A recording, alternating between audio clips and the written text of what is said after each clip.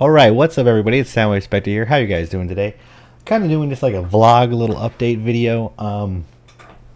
And of course, as soon as I did, the hurricane knocked out the internet. So, not too much on the visual side I could show you. As you can see, cannot connect the internet. But I figured I'd tell you guys where I've been, what's going on with the channel for anybody who cares or is listening. So I've had a couple of major life changes back to back this year, so I haven't been able to consistently post any content since about, I would say, March, May, somewhere around there. Earlier the year, I was live streaming every day. I was even in the Rumble Partner Project, which was awesome.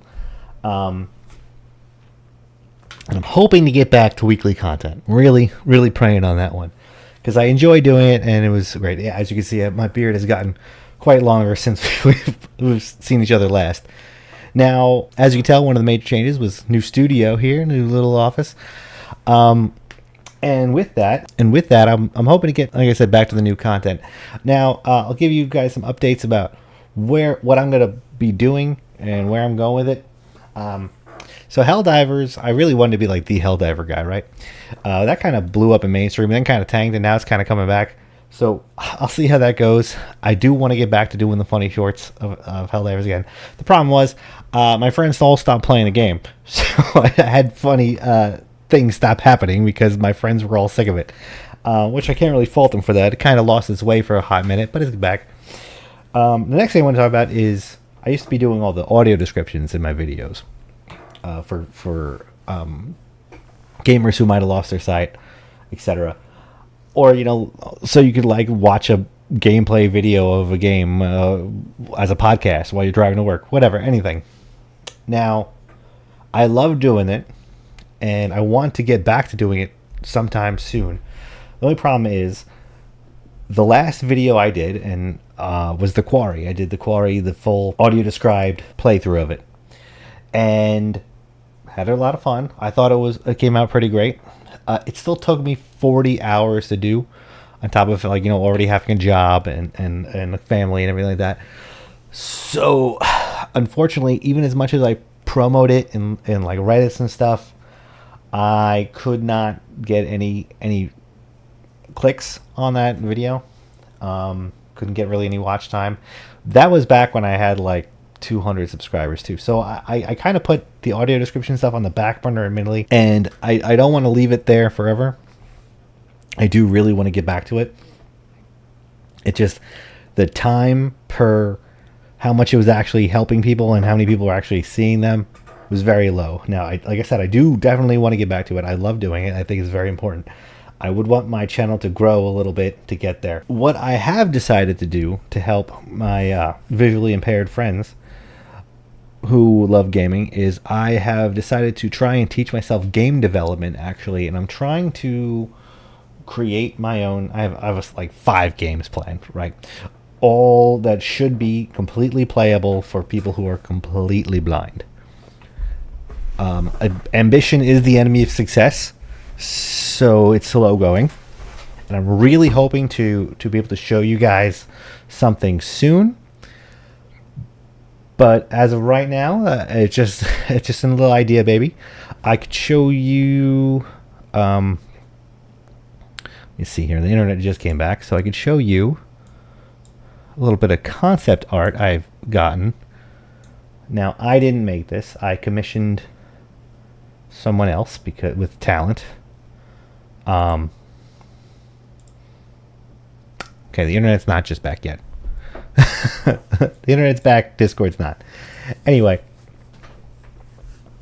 so in post-production, I will post a little blurb, a little screenshot here of just like our little pixelated Helldiver, because I love Helldivers, and I would be very upset if I one day could not play something in the Helldivers universe. So with that in mind, I'm going to try and make a game that is a parody of Helldivers, which is a parody of Starship, which is a satire. So a few layers deep there. I'm trying to make a JRPG that is completely playable by the blind, and I'm hoping that could grow into something great. Because honestly, as much as I love content creating, the whole point of this was so that I could eventually one day maybe make my own game studio. There's either two things I would want to do: either run my own game store or run my own game studio. And I'm really rather do the latter. And you only live life once, so I figured, why am I cutting the middleman? It took me 2 years to get to. I think I'm currently at 1,006 subscribers. Absolutely grateful for every single one of you. But my plan was always to build a YouTube audience, grow it, and then have the internet clout, to hopefully pivot to like a Kickstarter or something to make my own game. So now I'm just trying to go straight for that instead. And I'll continue doing the YouTube stuff because I love that. And you might not, I've mentioned it probably a few times before, but my brother was actually the one who was really into the whole YouTube thing, and I kind of inherited that when he passed away. It's kind of like my way of being closer to him still, because I used to make fun of him for it. I thought it was stupid, and now here I am, my life ambition now at this point. So I'm going to post stuff like that as soon as I can. I'm more likely to share information about that in my Discord, link down below, because I don't really feel too bad about sharing information and showing stuff off that I'm learning, and I feel like that's the best way I could get help in learning how to make video games on my free time with what little free time I have. But all my friends and my wife included, I was like, don't share your ideas with the internet. Why would you do that? I'm like, I don't know. If somebody steals my idea and then makes a game to help the blind, like that doesn't seem like a bad. The world's a net positive at that point. That being said, don't steal my idea. I'm just kidding. So, so back to my content plan here. I might post some game development videos and just to get some ideas or something in the process. Once I find time. Again, another reason why I haven't done the audio descriptions in a long time is I don't really have that much time to play. Like I said, I have major life changes here, so it's hard for me to find time to play video games at all. So if I am going to play video games at all, I'd probably just straight stream it. And I've had plenty of times where I've had viewers come in and ask me to audio scribe while I'm playing, and feel free to do that. I would love to. It's definitely easier if it's a game I've already played before. So if it's a game I'm playing the first time, I'll do the best I can. I always do the best I can, but it is a little difficult. But I will always try. So I'm hoping to at least get back to at least one stream a week. Though I have been having a lot of fun, admittedly, at work, playing with something called Suno AI, which is like a AI music maker, and I like to make funny songs and then just put it to like metal. Like don't tell my boss. I'll make songs making fun of my boss at work when I'm annoyed at my boss, and put it in the lyrics that I created into an AI music maker, and then it'll make a song, and it sounds awesome. Now, the reason I've been playing with that AI originally was because I wanted kind of like a placeholder for the video game projects I'm working on. And as I said, I have 5 ideas, so I kind of bounce around. Maybe you've learned this about me over the years. I serially have my hand in too many cookie jars at once. So do everything pretty mediocre instead of just like locking in one and going for it, which I'm hoping to change real soon when I have more time. But I have a lot of motion going with this game development right now, so I'm hoping to keep that up.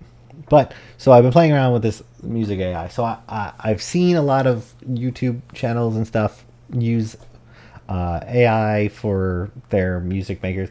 I'm not going to monetize it because I'm not making anything, but I do think it'll be fun to to put that up. So I'm going to be putting that up a little bit sometimes here and there, and whatever it creates.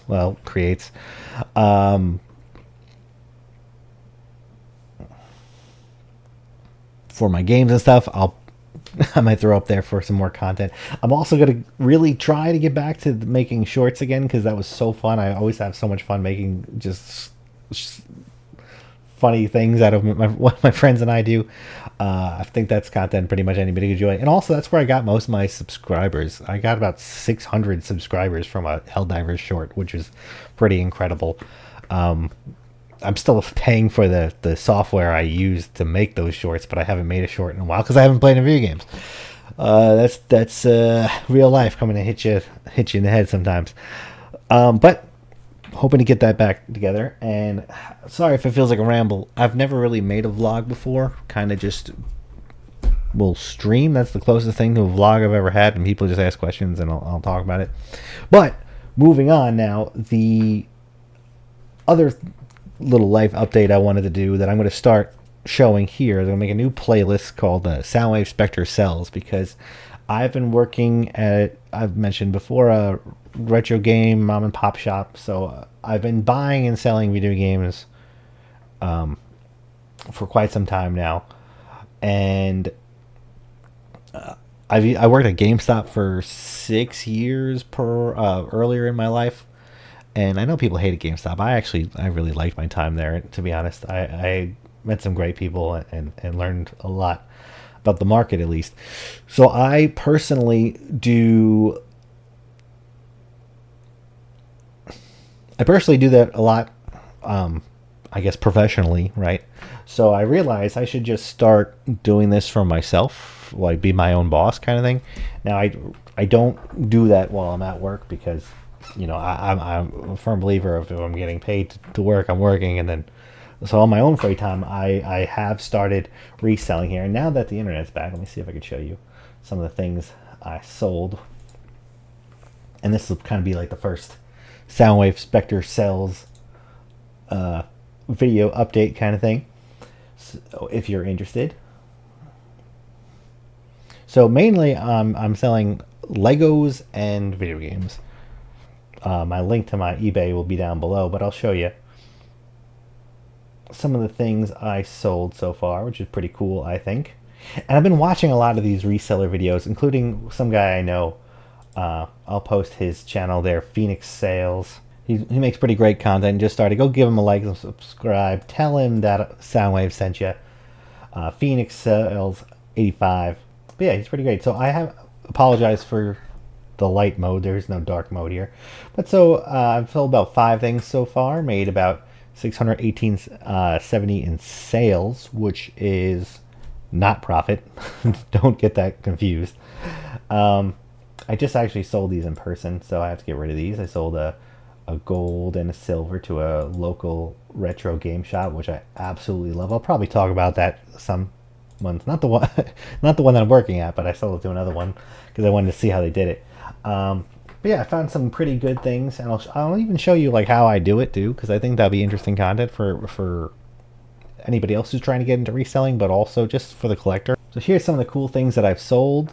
I sold a Suikoden 2, which was awesome because I found the game loose for $80. Then I found the manual for $1. Put them together, found a replacement case, and put it all together, and boom, $175 was a great flip. Unfortunately, that was an important lesson I learned here, because I got hit with those eBay fees. They added up pretty hard, and it got from $195.88 was what the customer paid, but I only walked away with $138 after my expenses. Between the shipping and the replacement case of like $13, let's see, it was about $85. So I made a profit of about $40, and on the flip, it kind of looked like it was going to be my best flip that I had, so I was really excited about it, but it didn't end up being that way, which was disappointing.